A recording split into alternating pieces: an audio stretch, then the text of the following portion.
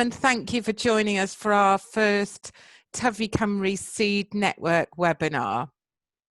Just to take a couple of moments to set the scene, this training would not really have been possible without the work of the Gaia Foundation, and in particular in Wales, Katie Hastings, who set the training programme up 2 years ago, working closely with Kate from Real Seeds.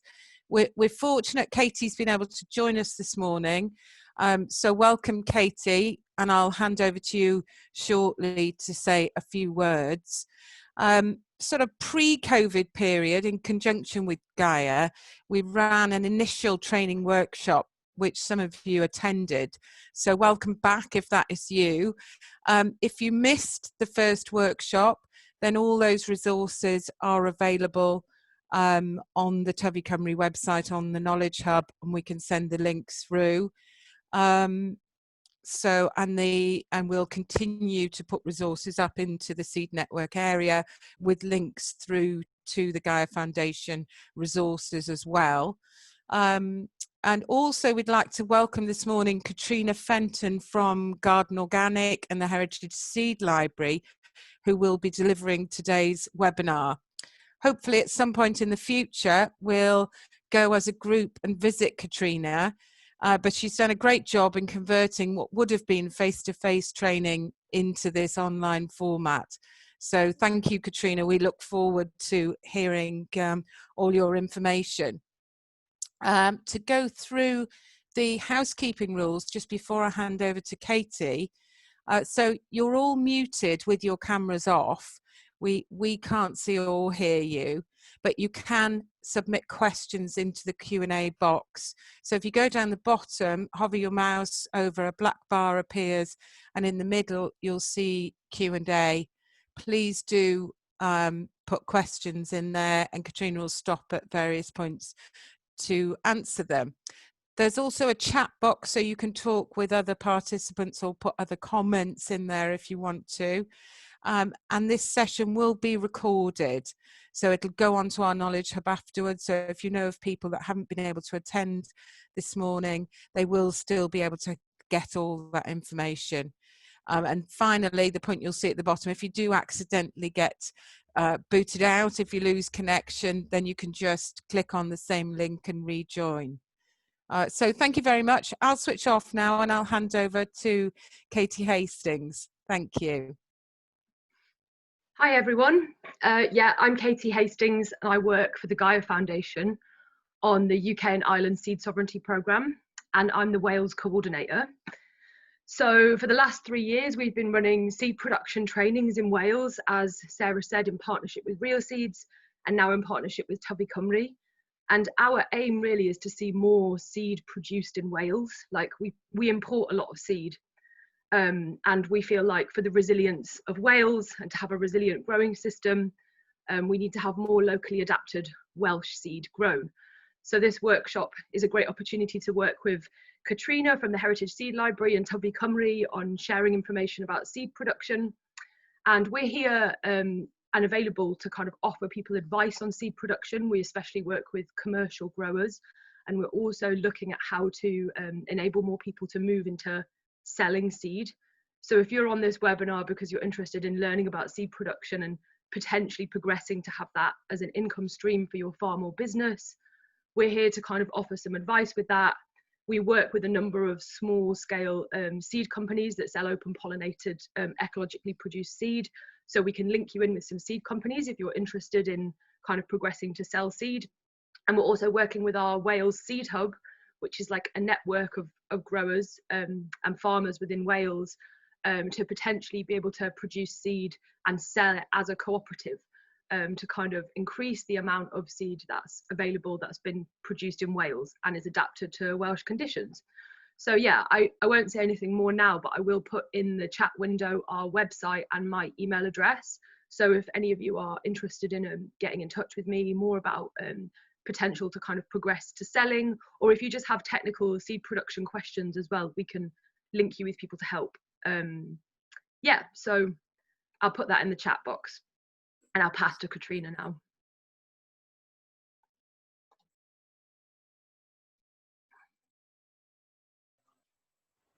Thank you, Katie. Thank you, Sarah.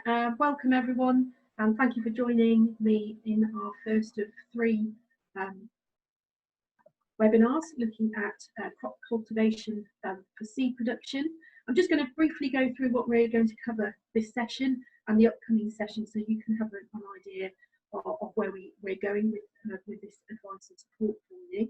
I understand that many of you will, of course, be experienced growers, but may not yet have gone down the route of seed production. So I'm hoping that these sessions will help build on your existing knowledge, expand that into seed production, and give you some things to consider in terms of a commercial enterprise potential for you in Wales. So we're on webinar 1, crop cultivation for seed. And really, I'm going to be in this session laying the foundations, the basic principles involved in cultivating your crops for seed production, the basic botany behind it in terms of seed, and looking at some of what we would consider to be the easier crops for growing for seed, particularly if you're going to be starting out on this process. So pea, tomato, French bean, lettuce, pepper. We're going to cover over the next hour or so. Plenty to get in. As Sarah mentioned, I will try and pause at suitable section so that you can ask any particular questions. Webinar 2 will take and build on this knowledge a bit further, and we'll be looking at the trickier annual self-pollinators, as well as introducing biennials and what's involved in fitting to its 2-year production for seed. And then finally, the third webinar, which looks more closely at crop selection, we'll be pulling all of this information together and really looking at the role of population size, the differences between inbreeders and outbreeders, and importantly, the role of selection and roving throughout the process from the start of your growing all the way through to the harvest stage to ensure that you have good seed quality. Certainly in this first session, I'll be introducing areas of yield and how to produce quality seed, which you need to consider as part of this process. So a little bit about myself and the Heritage Seed Library, just a quick whistle-stop tour. I would love you to have come and joined us at the Heritage Seed Library. We're based in the West Midlands, just outside Coventry. We've been around for a little while. We were founded back in the early 70s and part of a bigger programme of our main charity, Garden Organic, the National Organic Growing Charity. And we were set up really at the time in response to changes to seed legislation. And this seed legislation, although it's changed slightly over the years, still applies to you as potential commercial seed growers. And what happened when the UK joined the EC, as it was, new regulations brought in to attempt to sort of clean up the sale of dodgy seed, deal with synonyms and deal with the duplications in the systems in terms of naming of varieties, actually had a detrimental effect to seed supply, which you are probably experiencing yourselves, which meant that new stricter regulations around distinctiveness and uniformity meant that many varieties, particularly the heterogeneous open pollinated varieties that we deal with, probably wouldn't pass those stringent tests. But more importantly, growers simply weren't prepared to take on the costs of registering the seed as a commercial enterprise. So we estimate over the last 100 years, and certainly since the 1970s, we've probably lost hundreds, if not thousands, of vegetable seed varieties that were freely traded and available in the UK. So that's where we step in. We've currently got a collection from a small beginning of around 800 heritage vegetable varieties, everything from what you typically find in your veg patch to less traditional crops that we've included from first and second generation immigrants who've been growing their own heirlooms in the UK. They're all open pollinated varieties, hence our ability to save seed and the information we're passing on to you today. And they largely made up of heirlooms, local, historical and landrace varieties, and a number of ex-commercial varieties which are no longer being maintained. We've got lots of things in our collection named after uncles and aunties, and grandparents, etc. I'm afraid and embarrassed to say we've only got 6 Welsh varieties currently in our collection. We are always on the lookout for more. You are our eyes and ears on the ground potentially in your journey to seed production. We're always interested in hearing about potential new little gems to add to the collection. We grow seed on site at Ryton. I'll be talking you through the practices we use that you can apply yourself. But we also depend on a network of volunteer growers. We have about 170 seed guardians who grow for us. And that's whether in a small plot in a back garden or a larger scale as farmers. We also use contract growers occasionally, and that might be something that you might be interested in, and I'll certainly talk with Katie about options for potential growers in the future. As I mentioned, they're all non-commercial varieties. They didn't make it onto that EU national list, a UK national list, and as a result we are not able to sell the seed. So instead, all of our members who support the work we do and the varieties we seek out can access our seed list every year for a number of packets of seed. There's nothing like a pandemic to focus the mind when it comes to seed production. I hope you've all managed okay, but I know certainly from our perspective it has had a huge impact on our ability to produce seed this year. We would normally be growing around 100 to 120 varieties on site out of our 800 in the collection, and that's because each year we grow to replace our core library seed sample for each of those precious heritage varieties we look after. This year, this is in March, a typical polytunnel, our 9 rotated polytunnels that we have in our outdoor growing spaces. We've got about a quarter of that in the ground before we realised that because of school closures, lack of childcare and restrictions to public transport, we just simply weren't going to be able to operate as normally, and we had to scale back our operations on site. So we tucked everything in, put on our automatic irrigation, and set off to plan alternative ways to manage our seed production this year.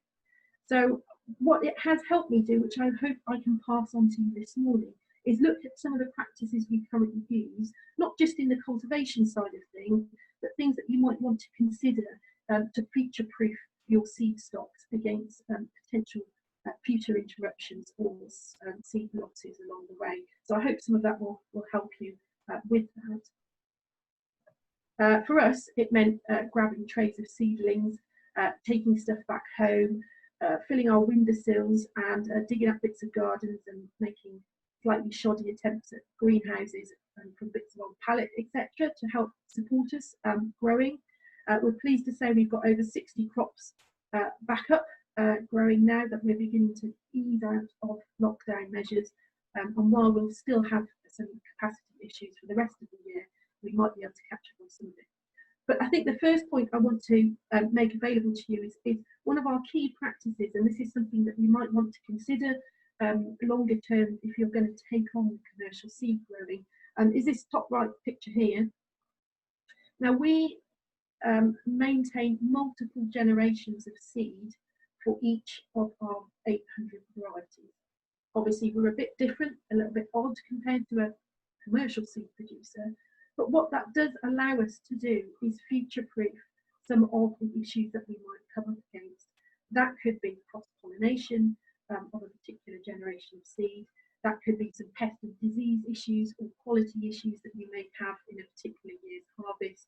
And of course, for us, in this pandemic situation, it's allowed us to revisit older seed stocks to be able to use on to either grow out or to reuse for distribution. So what these little takeaway tubs and paperwork associated with them is our germination testing that was done from home earlier in the year. What that has allowed us to do is to reintroduce seed stocks that we would have otherwise taken out of circulation, slightly older seed that we would have been using for training events or seed swaps or community activities, and reintroducing them into our membership distribution. So our germination rate above 90% on many of these older seed we are able to reuse. So that's something for you to think about. How are you going to future-proof your seed supplies to make sure that you're self-sufficient as you go along this process of producing commercial seed? You may well be buying stuff in initially, but how are you going to maintain your seed stocks? So bear with me, I'm just going to start off with a basic botany review. Obviously, if you are a familiar grower, then this may be bread and butter to you. So please bear with me. I think there are some specific things related to seed saving that you need to bear in mind. So essentially, life cycle of plants we easily divide up into annuals, biennials, and perennials. Annuals, of course, will flower and set seed in a single growing season, whereas biennials will have a 2-year lifespan, and they will flower and set seed in the second year. So we'll have different cultivation and pest and disease management requirements in order to produce seed. And perennials have a lifespan of more than 2 years. Now, from our perspective as a seed production, really we discard the perennial end of life cycles. And even though some crops are strictly speaking perennials, and I'm talking about peppers, tomatoes and runner beans, obviously in the UK climate and the way that we grow our crops to incorporate crop rotation, really we only classify for seed saving purposes plants as either annuals or biennials. And that's something that you will need to bear in mind when planning your growing spaces and your crop rotation plans for future seed saving. You might be starting off with just 1 or 2 crops to experiment, but if you expand into greater numbers of crops, then you need to account for that. We'll be looking only at annuals this morning, and the webinar session, the next one, number 2 and onwards, will also be considering biennials and what's involved in seed production from that point of view. Of course, we're talking here about open pollinated seed, and that as opposed to F1 hybridization, which of course is a highly controlled process of inbreeding for several generations and then a highly controlled pollination process. What is great about open pollinated seed is that of course you will be maintaining a variety true to type through multiple generations. So each generation of seed will contain the genetic information of the parent plants, and pollination can occur through different vectors, whether that's self-pollinating or insects or wind pollination, and of course the whole process of seed production needs to take into account these pollination methods. What we'll be looking at from webinar 2 onwards are some of the interventions, the isolation and mimicking pollination methods that you can use in order to maintain your crop variety. But we'll be largely looking at self-pollinating varieties today, and those are the easiest varieties to deal with. From a seed saving point of view, there really are only 2 principles that we look at the Heritage Seed Library, and I'm going to kind of keep sort of reinforcing these with you over the course of this webinar. In order to maintain a variety that is true to type, you need to do just 2 things. One is to prevent cross-pollination, and the second is to remove any undesirable individuals along the way, essentially only saving seed from the very best examples. And for you in your process and your journey as a potential quality seed producer, those really are the 2 principles that you need to continue to return to, and I'll be showing you how to do that over the course of this webinar and the other 2 webinars. Flower types are an important part of consideration when we're talking about producing seed. Perfect flowers contain both the male and female components needed in order to produce the seed itself.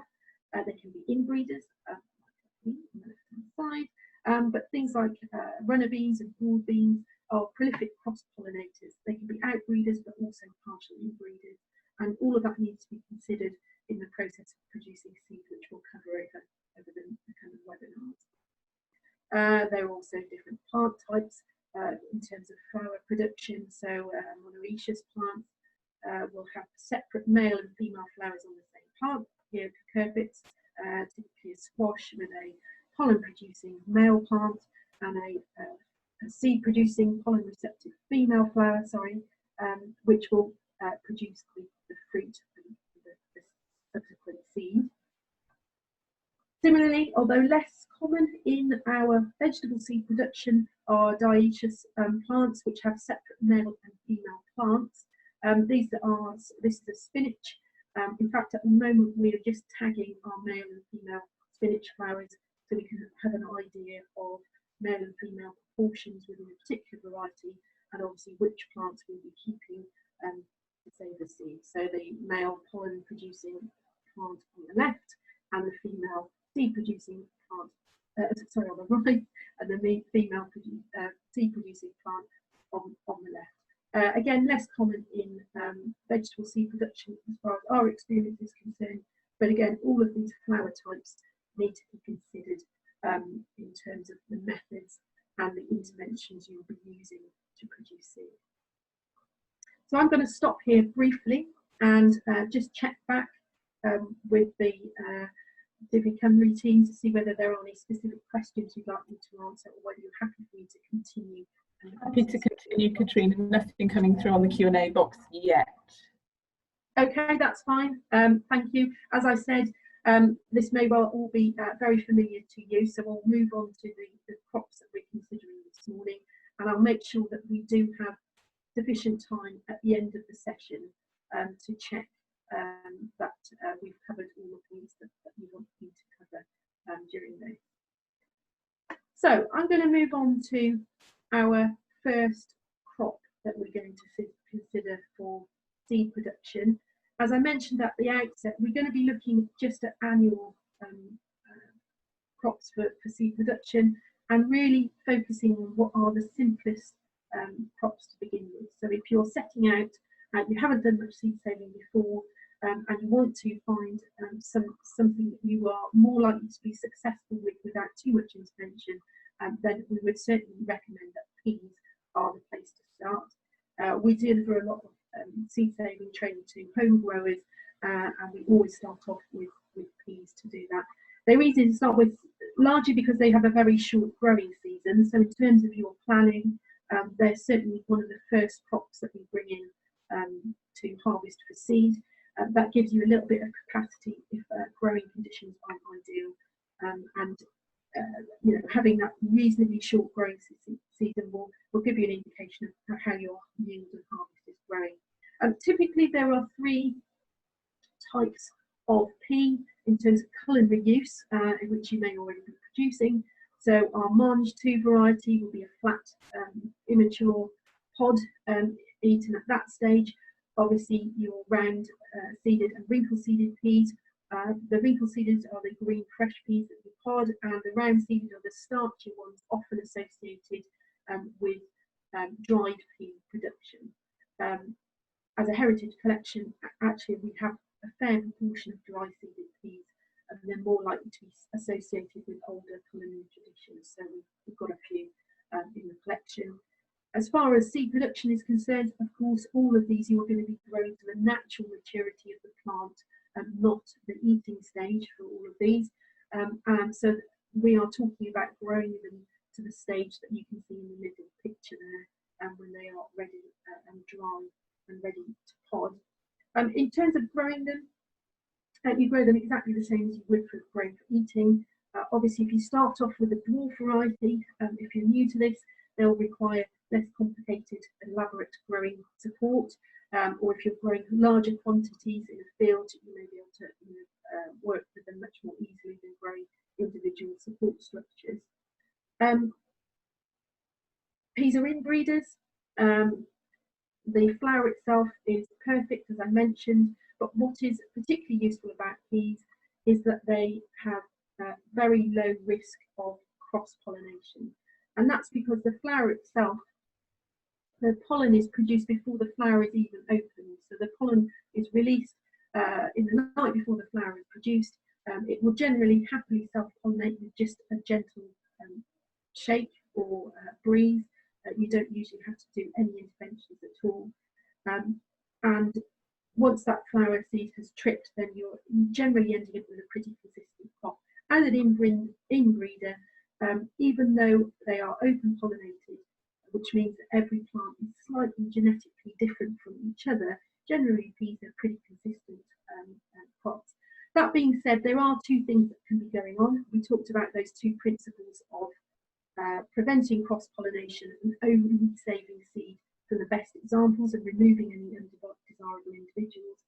You may find as you're growing that something slightly different will appear. You have to make an assessment on whether that is evidence of some kind of cross-pollination from the previous generation, or whether this is simply a bit of a genetic wobble, which is often the case with heritage varieties or very heterogeneous plant material, which can do that. In which case, remove the plant, don't save the seed from it, and continue to cultivate the seed. Commercial growers suggest a spacing distance of around 20 metres between different varieties. If you are growing only one variety, obviously that's not a problem, you don't generally need to worry about it. If you're growing more than one variety, for us at the Heritage Seed Library, 20 metres isn't really very practical. We would consider cross-pollination to be a very low risk. Obviously, we wouldn't grow peas shoulder to shoulder. The main risk, of course, is plants growing into each other. And once peas get to this stage, often it's very difficult to decide which pea belongs to which variety. And obviously, rogue out or remove any plants that are showing something that's completely atypical. A couple of years ago, we grew a variety which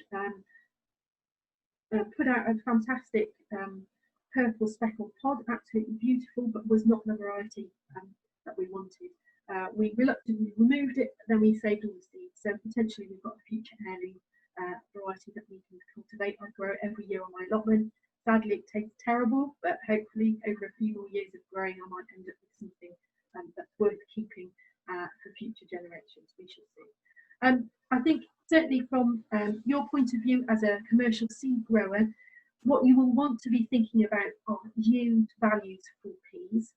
Our collections, they vary wildly because, of course, we're dealing with quite a large range of different varieties. We have dozens of peas in our collection, which is evidence that they are actually very easy to save and maintain as true to type.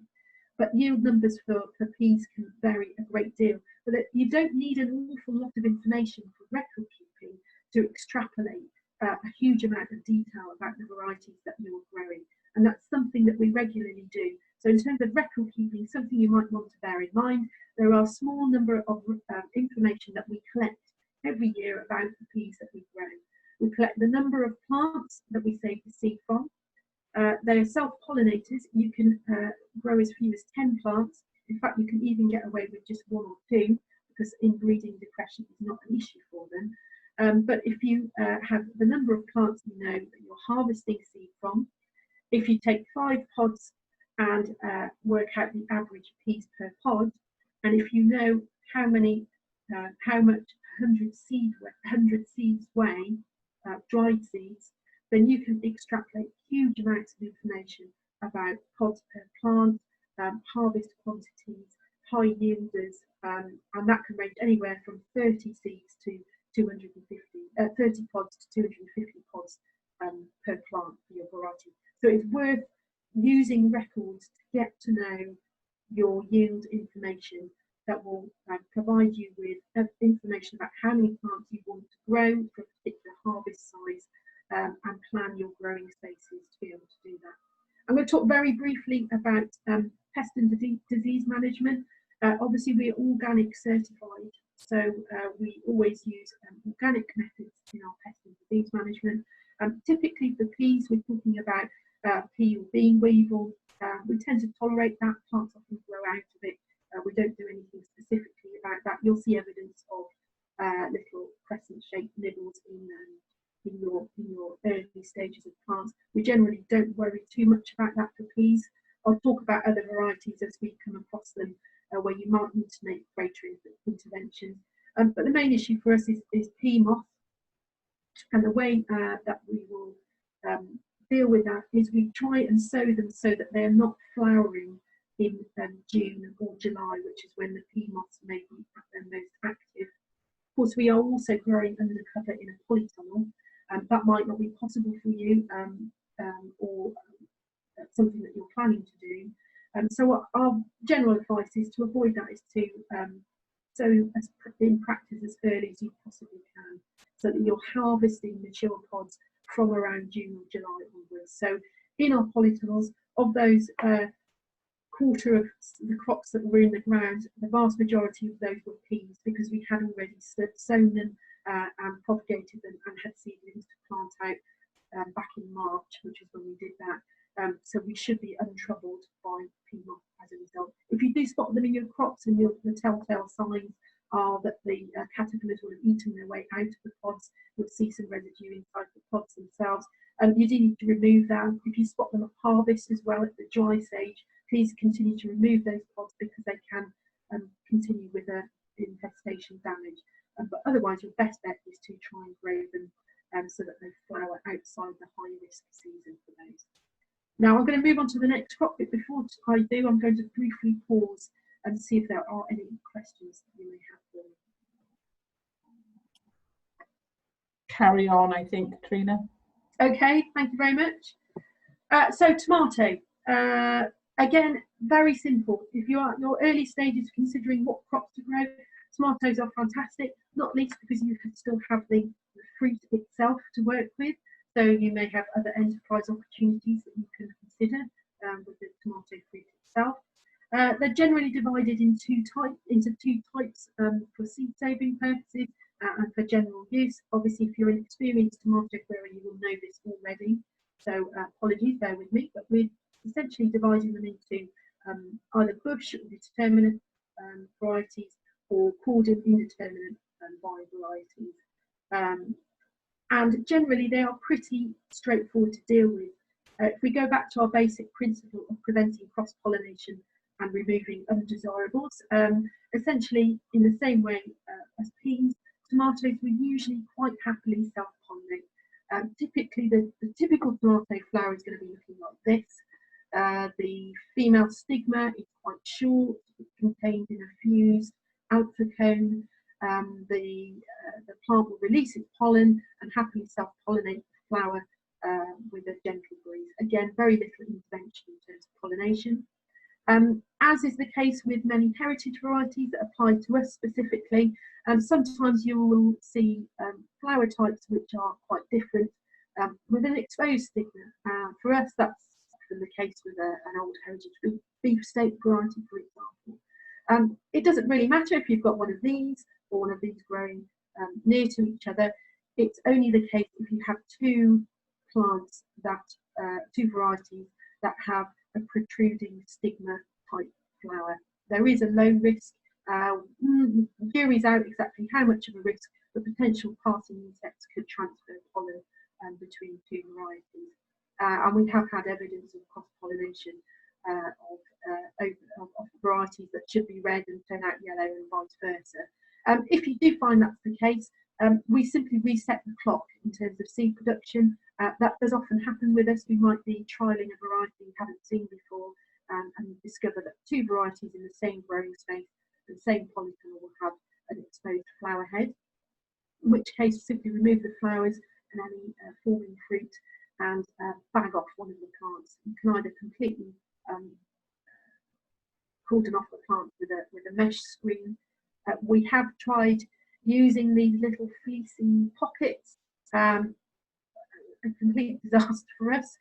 You might already try this more successfully if you have done any plant breeding or isolation before, but the flowers didn't really like it very much. So if you find that's the case, you can always do that. Yield, obviously something you would be interested in as a seed producer. And again, we find huge variations in our collection. Tomatoes, we have the highest proportion, is the highest proportion vegetable in our heritage collection. Again, reflects that the ease at which it is possible to save and maintain a heritage variety as true to type. But within all of those varieties, there is a huge variation in yield, both of fruit and of seed. So typically a small cherry tomato will have high quantities of seed, high quantities of fruit. In contrast, very often our beefsteak varieties, our old heirloom beefsteak varieties, will produce fewer fruit per plant, and within the fruit itself, often we find that there is less seed quantities.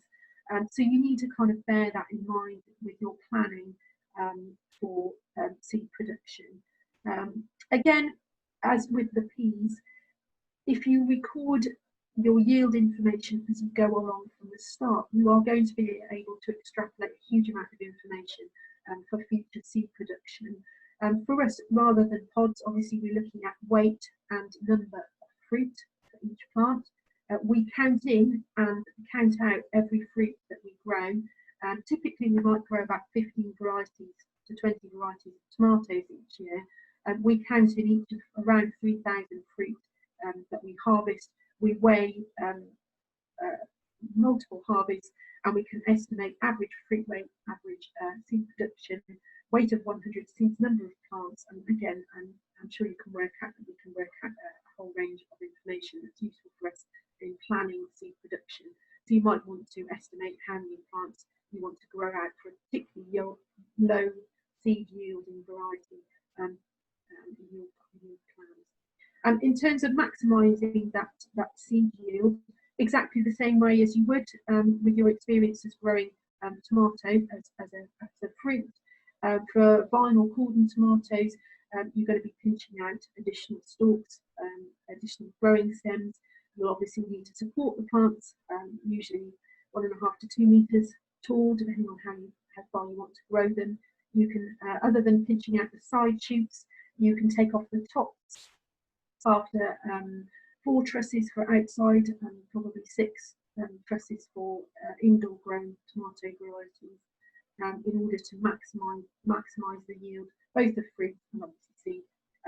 Bush tomatoes, if you're familiar with them, you already know that you wouldn't be removing the side shoots, but they may too require some support to grow to produce the fruit. I'm not going to dwell too much on this because I understand there might be further training and support workshops for you around the actual processing of seed. Just to say that in contrast to all the other varieties that we're considering today, we consider this to be a fermentation method of seed saving.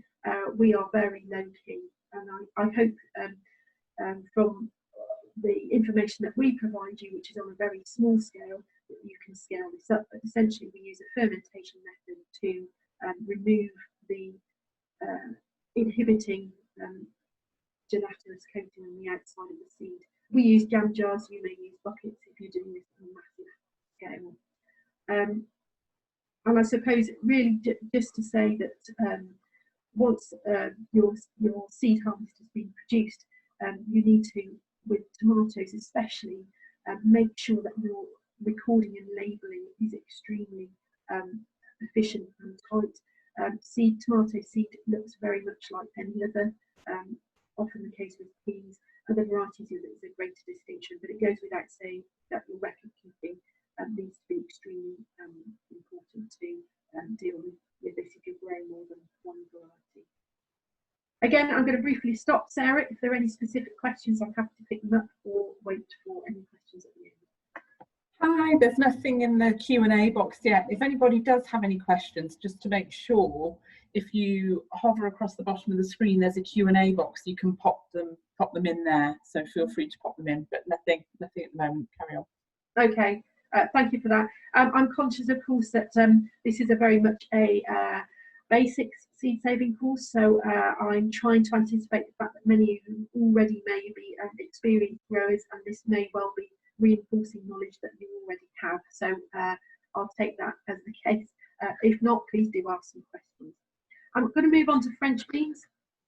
Again, high proportion of this in our collection also reflects, as with peas, that these are reasonably easy things to grow for seed. Obviously, we have differences between dwarf French beans and climbing French beans, and that really is going to affect your planning for yield as well as a seed producer. French beans come in all shapes and types in our heritage collection.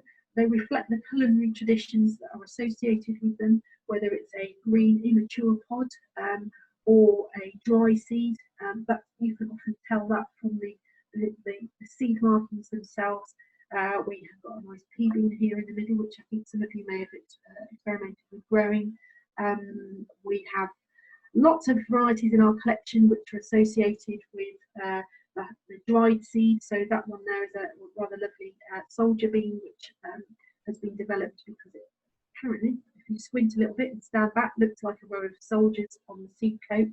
And interestingly, in our collection, we have what we call populations. So this is not a variety. This is a combination of two varieties, which have been maintained traditionally as a heritage population. So what you can see in the bottom right hand corner is a heritage variety called Ukrainian Comrade.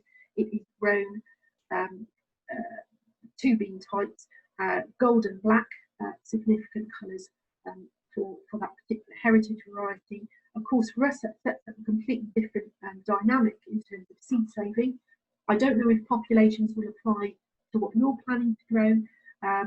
Unfortunately, the gold variety has a lower yield than the black variety, so we have to plan our growing to manage that. And it also means that we have a slightly different approach to packing to ensure that we have equal quantities of seed in both of these varieties.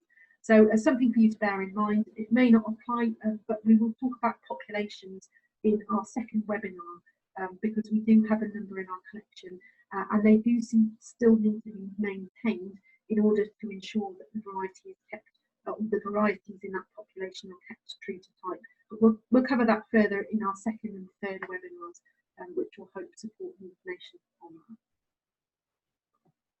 that. In terms of growing and in terms of planning, obviously dwarf and climbing French beans are the two key distinctions. There are intermediates, but in terms of seed production, a climbing French bean will easily produce 3 or 4 times the quantity of seed than a dwarf French bean for the plants that you're planting out, but obviously require further interventions with structures, etc. Dwarf French beans close to the ground, more likely to have pest and disease issues and slug attacks, obviously being weevil. Again, we tolerate this at the Heritage Seed Library. Some people do choose to dry the seed and then freeze it for a week to eliminate the risk of any bean weevil emerging from the seed. That's not something we generally do ourselves. We don't find that as much of an issue. Certainly we would do that for broad beans, but that's something that you may need to consider in your practice for seed production. Do you have the facilities to ensure seed quality where there might be a risk of emerging bean weevil damage? Certainly you would not want to be circulating seeds to your members if they're paying, or your customers, sorry, if they're paying for seed, but you may not be you may be less concerned about your own seed supply, as generally the damage is minor in terms of reusing that seed for growing. Even though there's a big difference in yield between dwarf and climbing French bean, there's also a major yield within climbing French bean varieties. Again, we've got a lot in our collection, and seed yield can vary greatly per plant, anywhere between 50 seeds per plant to 1,000 seeds per plant. In the same way as peas, if you're managing your records for seed production, you might want to be considering the same process: seeds per pod, number of plants harvested from, weight of seed, and from that you'll be able to extrapolate packet sizes and how many years of seed that you may need to bulk up to meet demand or distribute for future growing use. French beans, perfect flowers like peas. We do consider the risk of cross-pollination to be relatively low. We do recommend that you grow perhaps 20 plants as a minimum. Clearly you can scale that up depending on what your growing plans are for seed. We would certainly suggest that you grow more dwarf French bean seed varieties because they're obviously less prolific and you're more likely to lose them along the way to pests and diseases, I would suggest. Generally an isolation distance of 10 metres between French bean varieties if you're planning to grow more than one. But we do occasionally have evidence of cross-pollination. Sometimes bees will drill into the back of French bean flowers. You might also notice that if you've ever grown broad beans or field beans, the same thing can happen. there is a low risk, but obviously a real risk of cross-pollination when that happens. And again, because you'll be growing open pollinated varieties, you also do need to consider whether what you're seeing, which you would see in the next generation, is evidence of cross-pollination or just, again, a variability within that variety, particularly if it's particularly heterogeneous seed. But that's something that you need to consider. In terms of cultivation, again, obviously exactly the same way as you would grow for food.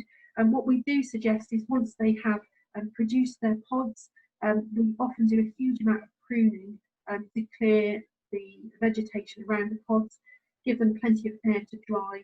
You can leave them on the vine for as long as on the plant for as long as possible. Obviously, there's a risk that they can split, and if there is a risk of frost or cold weather at harvest stage, then you want to bring them out in somewhere where they can further dry off before they pod. Obviously, extremely dry stage of podding. You can see some examples of variation, but also different stages of maturity that we need to consider. Any questions on climbing French beans? I'm conscious of the time, and I want to make sure that we cover both lettuce and pepper before the session is out. So let me know if there's anything you want me to cover on that. Okay, I'll chip in, but if there is, but carry on. Okay, thank you very much. So lettuce. In terms of taxonomy of lettuce, there is huge variation in lettuce types. They can all cross-pollinate. So again, one stage up really from the crops that we have been considering so far. And I suppose our greatest challenge in terms of seed production at the Heritage Seed Library is the length of growing season that you need to produce a mature seed head that you can harvest from.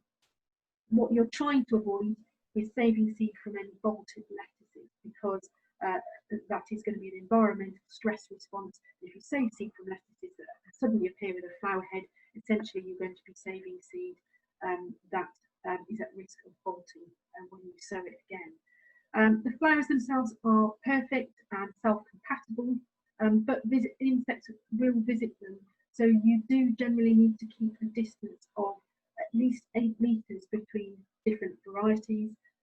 We tend to grow them in a glass house. We only ever grow one variety at a time.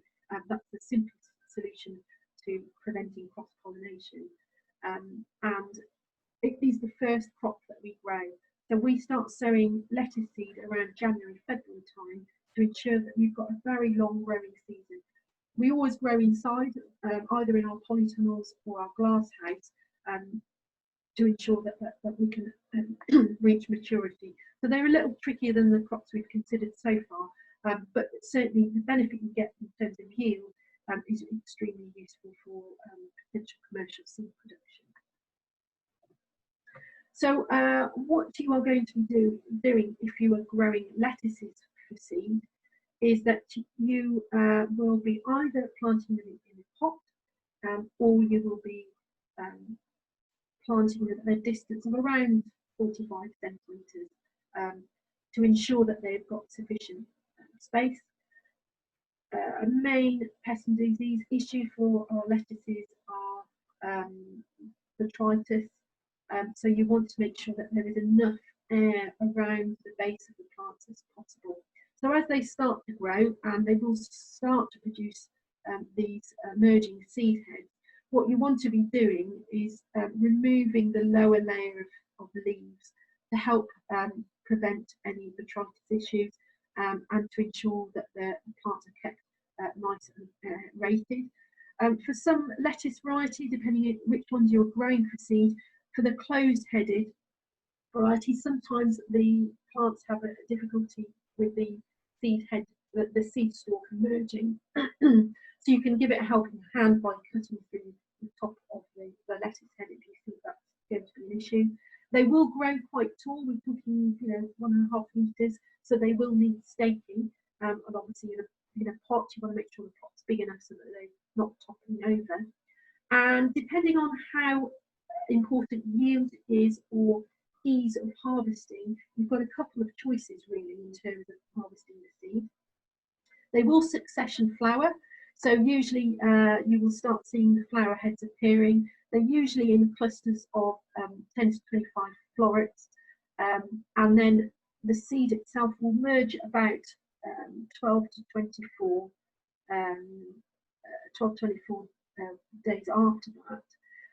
I think one of the things that you'll need to decide is if the highest yielding for lettuces is to keep harvesting them as these sort of dandelion heads appear. Obviously that's much more time consuming, but your seed harvest is going to be much higher than if you leave the plant to completely reach this stage before you remove the seed head. So you've got a couple of options. You can keep harvesting, and there may be immature flowers amongst the mature seed heads. It's time consuming, it's extremely sticky. You want to make sure you be doing it on a hot day to make sure that you deal with any issues around dryness and moisture for those. It can be a bit quite a messy job, but the seed yield will be high. We're talking about 1,500 to 3,000 seeds per plant. They are, if I haven't mentioned, they are happy self-pollinators, so you can get away with a population of around 10 and you'll have large quantities of seed. But if you really had to, you could get away with just 1 or 2 plants in order to produce seed quantities. Alternatively, you can wait until the whole seed head is pretty much at this stage. What you risk is it shedding seed as a consequence. Our biggest weed issue is lettuce from the previous year, and so you need to consider that if you're growing that in an area where you'll be crop rotating. But otherwise, what the advantage is that you can simply cut the seed stalks, put them in a large paper bag, like a potato sack type bag, hang them up to dry for a while, and then much easier to harvest the seed, but you will have less seed as a consequence of that. And so that's something worth bearing in mind. So I'm going to assume there are no particular questions about lettuces, and I'm going to move on to our final crop that we'll be considering this morning, and that is our pepper. Again, perfect flowers, you can see them on the left hand side here, so contain the male and female components required for producing seed, and will happily self-pollinate. However, they are much more open to cross-pollination than the other crops that we've considered so far this morning. If you're growing them under cover and you can isolate them, that's less of an issue. But we generally recommend an isolation distance of around 50 metres from another variety.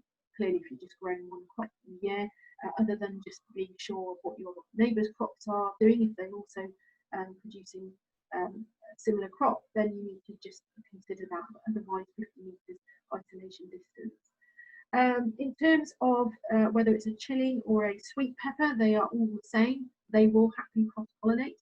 You might find, and we have found, that you lose your bite from a chili pepper, or unfortunately one year we managed to produce some really hot sweet peppers which took some of our members by surprise, and we were able to identify that problem.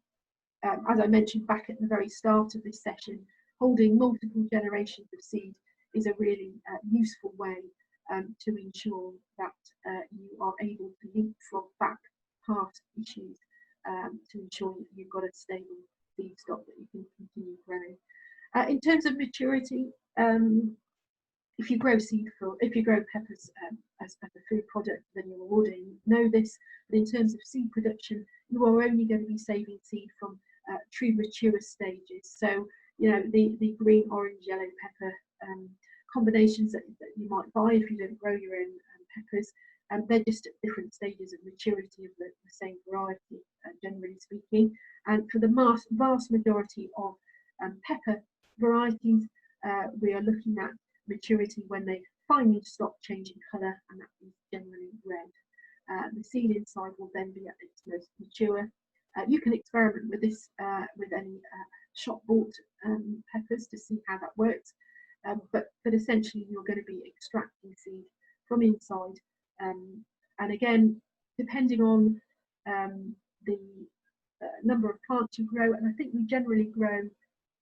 we do try and grow more than 10 if we can, but you're going to be looking at around 200 seeds per plant, depending, I mean, it varies greatly, of course, on the varieties you're growing, and it will be different on very small chili plants compared to much larger sweet pepper plants.